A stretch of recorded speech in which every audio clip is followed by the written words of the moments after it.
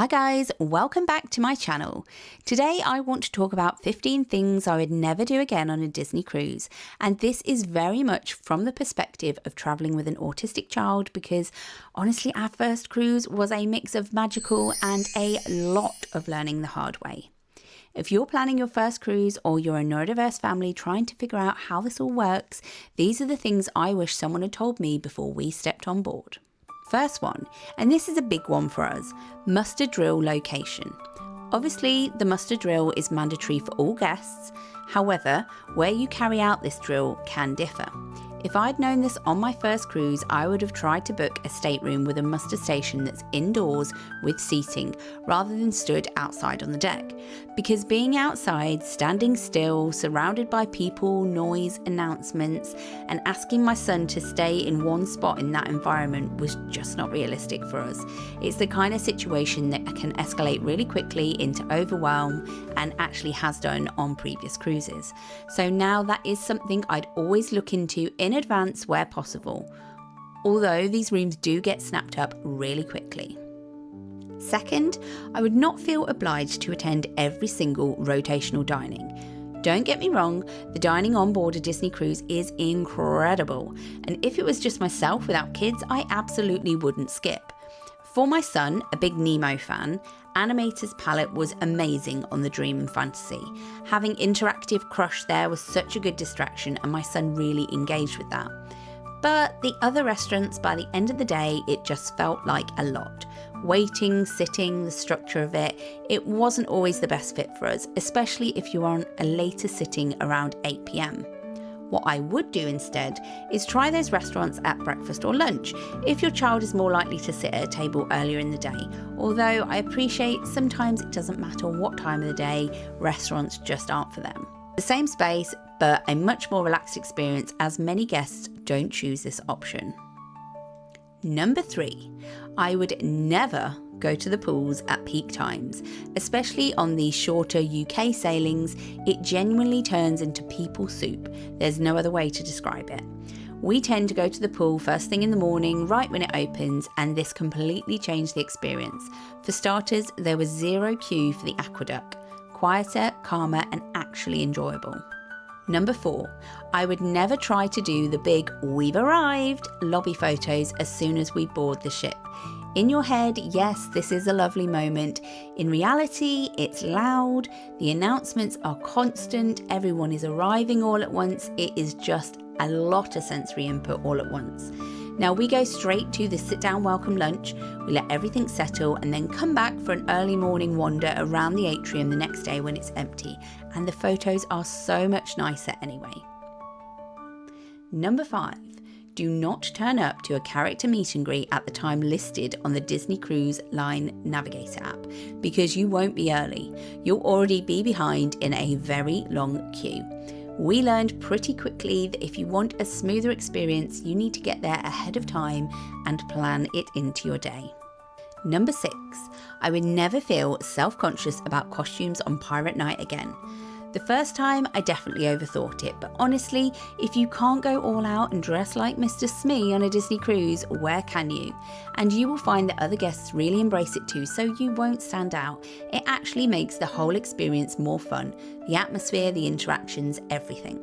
Number 7. This one might not be for everyone, but we personally avoided the matinee shows. Typically there's one on each cruise, often the most popular show, for example Frozen. Avoiding these is not because they aren't incredible, because they are, but because when they're on, the rest of the ship goes really quiet, and for us that quieter environment was sometimes exactly what we needed. Number 8. Personally, I would never skip a drawing class again. I've always loved Disney animation since being a child, and this ended up being one of those really simple, calm, genuinely lovely family moments that we all enjoyed together, and it was such an easy win if you're looking for something low pressure to do together. Number 9, I wouldn't try to do everything on board, it's impossible. And when you try, you just end up getting overwhelmed and exhausted.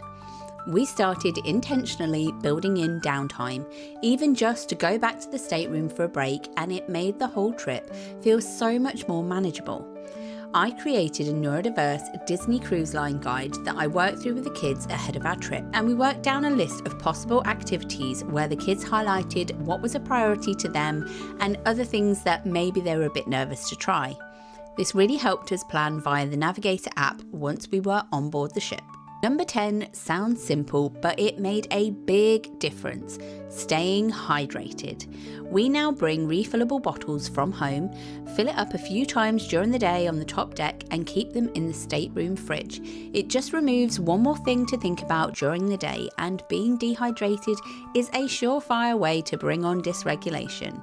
If your children, like mine, don't enjoy fizzy drinks, there are some soft options, but we also bring some fruit squash with us from home. Number 11, I would never not properly appreciate the stateroom hosts and the serving team again.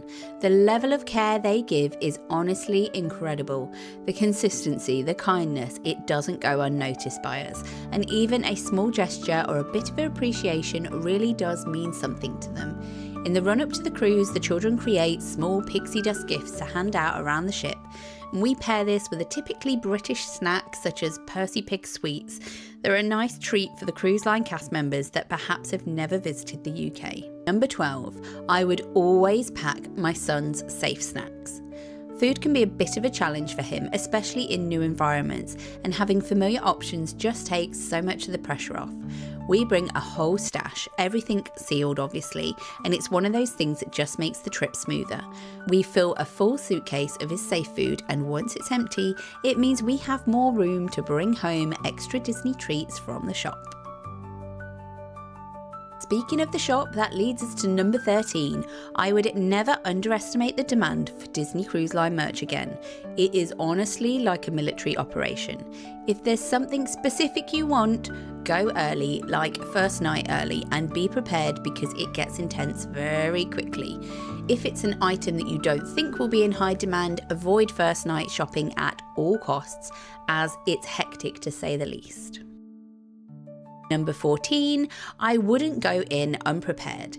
Our first cruise was very much learning as we went, figuring things out in real time, and whilst that's part of the experience, it also made things harder than they needed to be. Before you go, watch vlogs. Did I mention that I have a Disney Cruise playlist? And research things with your family.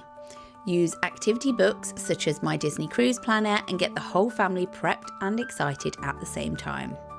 And lastly, after my first trip, we took everything we learned, all the things that worked, all the things that didn't, and we turned it into our Disney Cruise Planner specifically for neurodiverse kids, because once you understand how to navigate it in a way that works for your child, it changes everything. If that's something that would help your family, I have left the link below. And if you've done a Disney cruise before, I'd genuinely love to know what's something you would never do again, because I feel like everyone comes away with at least one thing. Thank you so much for watching. Please do like, subscribe, or comment. It really does help the channel, and we will see you all again next time.